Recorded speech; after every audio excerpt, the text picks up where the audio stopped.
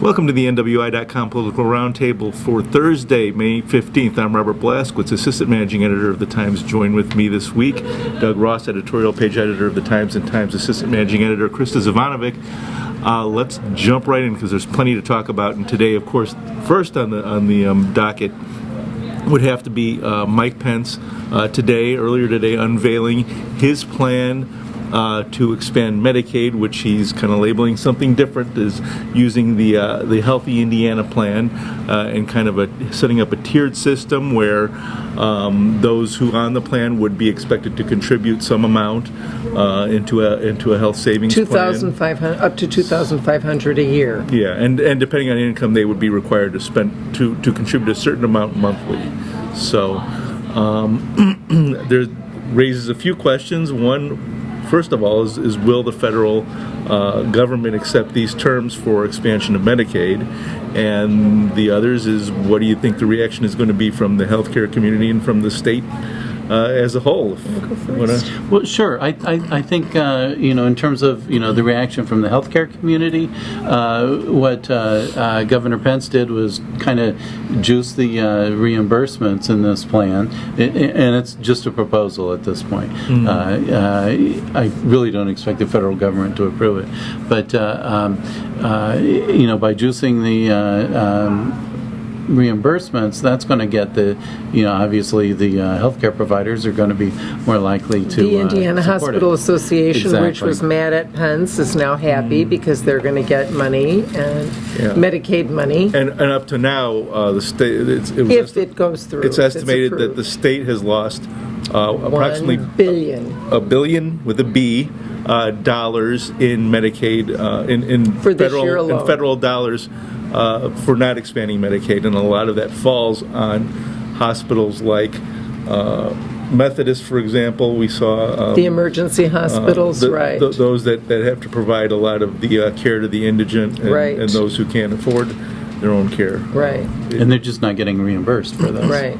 So obviously they're concerned because they're going to get less. They're going to have to contribute more, as will people who are poor, as opposed to Medicaid, which was an automatic. Well, and that's the big thing is, with Medicaid, the federal government realizes these people are poor and, by definition, don't have the money. And so they don't require the contributions that the Healthy Indiana We're talking $12,000, $13,000, $14,000 a year in income for individuals, a little more for families. And the other interesting thing that I read, it's so complicated. All the little different stories I've been looking at beyond Dan Carden's have different things in them. But one of them is, just really briefly, if they don't pay their monthly assessment, they could lose the patient. They could lose their health care. And it really does put them in a tight place because, when you are struggling even with a full-time job that pays minimum wage, you have a car note or rent or shoes for your kids or something for your kids. So I could see them losing out on this anyway and sort of having the entire purpose defeated. Well, we've referenced earlier on this program that the Affordable Care Act, one of its weaknesses being this kind of Rube Goldberg assembly of different mechanisms. That was my second point. We had the Rube Goldberg story in the paper earlier this week, but this being another is even layer, more complicated. So you kind of wonder, is it going to collapse on its own weight of regulation? And people who are struggling really aren't going to have the time or patience, I don't think, to sit and go through every single one of those crazy arcane steps. I mean, I think it's really hard for the average person to understand it. And when you're talking about, qualifying by being 138% of the poverty level, you're going to need some assistance with this. There seemed to be a term that those supporters of this plan and the governor kept pounding over and over again, and that was consumer-driven. I kept hearing it repeated over and over again. It's governor-driven. What do you think they mean by consumer-driven? they're going to have to put some skin in the game, and they're going to lose their skin. But here's the crazy thing, and not to belabor the point, I remember even George Bush, when he was talking about this, said we're going to have to pick and choose and see what is the cheaper.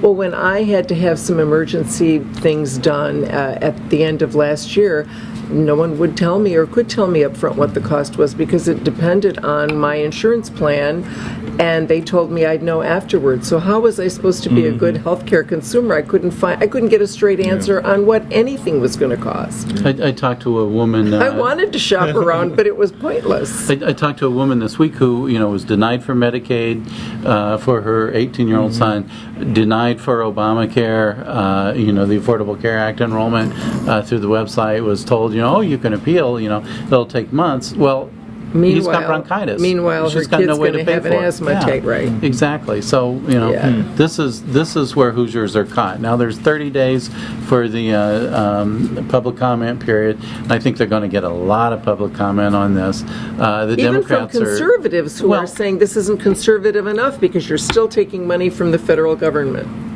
There are some who will say that this is they've already begun saying that we are accepting Medicaid. We're just trying to dress it up with a different name. Exactly. So. We're putting lipstick on a pig. Right. And so what it's sounding to me is it's sounding like this is Governor Pence's way of trying to gussy up what the federal government is forcing the state to do. He gets to say it's part of the Healthy Indiana plan, and we fought the federal government and won. Which brings us to the political component of all this, which is Mike Pence and his presidential ambitions, and we saw him travel to New York, and he's speaking in other places around the country to conservative audiences. Florida, didn't he go to Florida? Wisconsin coming up, yes. Yeah. And so ostensibly he's spreading the gospel of Indiana conservatism, but that's conservatism like passing a replacement to Common Core that is modeled on Common Core, and it's going to cost $125 million more. Sure, Indiana was the first state to dump Common Core, but is that fiscal conservatism?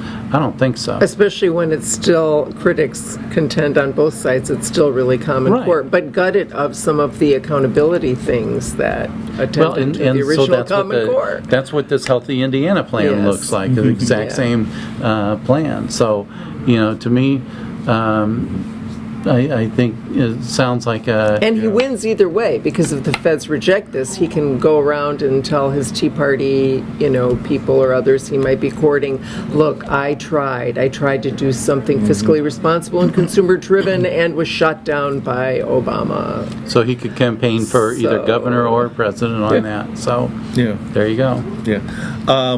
Also, this week we saw the State Board of Education move to change licensing requirements for teachers in secondary schools, middle schools, and high schools, allowing those with just merely a bachelor's degree and I guess what they labeled decent grades.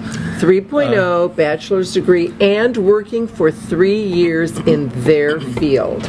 And then, after they start teaching, they will be required to take pedagogy and teaching classes. And this is something that previous Superintendent Tony Bennett had sought. Right. Current Superintendent Glenda Ritz opposed, and it was a very narrow vote, but it was 6-5 in favor, including our local school board, state school board member Tony Walker voting for the change. Right. Yeah, and this is, superintendents, they already changed state law, so that superintendents, I won't say anybody could walk off the street and do it, but it's a similar philosophy where, if you're a successful CEO, why can't you run a school district the way you run a ice cream business? Now, in the interest of full disclosure for our viewers, I'm married to a long-time teacher, so she made the point to me last night when we were discussing this issue that she is still required, as a teacher who has her master's degree, she's still required to take ongoing education classes at her own expense in order to renew her license every number of years or so. But the thing is that her superintendent probably would prefer to keep her if he or she could, because Carmen McCullum, our education reporter, has been talking to superintendents, and the initial response is they can do that, but I still want a teacher who has a legitimate teaching license, who has gone through the classes, learning how children learn, psychological classes, other things. So, but if you get a superintendent who doesn't have, the same kind of license, it's the Wild West. We'll see. Maybe. Yeah. Who knows? And with charters coming in these different schools run by different people, who knows who who they may be hiring. Exactly. So it's something to probably keep an eye on. We had two stories today, Merrillville and I forget the other community, paving the way for more private schools to come online. Yeah. So, and this does bring up, like you mentioned with your wife's license, it does bring up a fundamental fairness question of, why should they, continue to pay for the training at their own expense when they've got the master's degree, and somebody with, an unrelated bachelor's degree can walk in and do the same thing. So, yeah. Locally, we had an interesting kind of this back and forth between the Lake County Council and Sheriff John Buncich over the additional correctional officers that are required by the federal government to be hired at the jail. And what the Lake County Council did was say, okay, if we're going to have to hire these correctional officers, 24. We're going to have to Sheriff Buncich said. We're going to have to cut somewhere. So what we're going to do is we're going to basically abolish the work release program. Well, that was Sheriff Buncich's choice, because they told him, you're going to have to balance this budget. So he said, okay, I need these 24 because of the Department of Justice mandate. I'm going to get rid of 28 in the work release program. Which is really kind of a sad choice to have to make. It because, is. I mean, what happens if you abolish that program? Presumably you incarcerate those people at the jail. They don't go out to do their regular jobs. There's no transition period for them. There's no... Families are hurting. Right. I mean, because the families lose that income. Right. They lose their jobs when they can't work. The officers that were overseeing that program. Well, no, I'm talking about the prisoners themselves. And the work release people, too, as well. So... presumably the people who were supervising that, might qualify for the correctional officer jobs. Some of them, anyway. Mm-hmm. So, but the prisoners themselves, their families are going to be hurting. And we'll be looking at that. We hope to, in coming weeks, to look at what that loss of that program really means. We also were told, it's duplicative of the current program. So we'll find out and let readers and citizens know. And the sheriff wanted those, the income tax money to be used to hire those additional officers. The county council balked on that. So they're under pressure to be responsible with that money. There's no way they're going to increase that any time. Well, that's all the time we have this week. Thank you for watching. We'll be back next week with another Political Roundtable.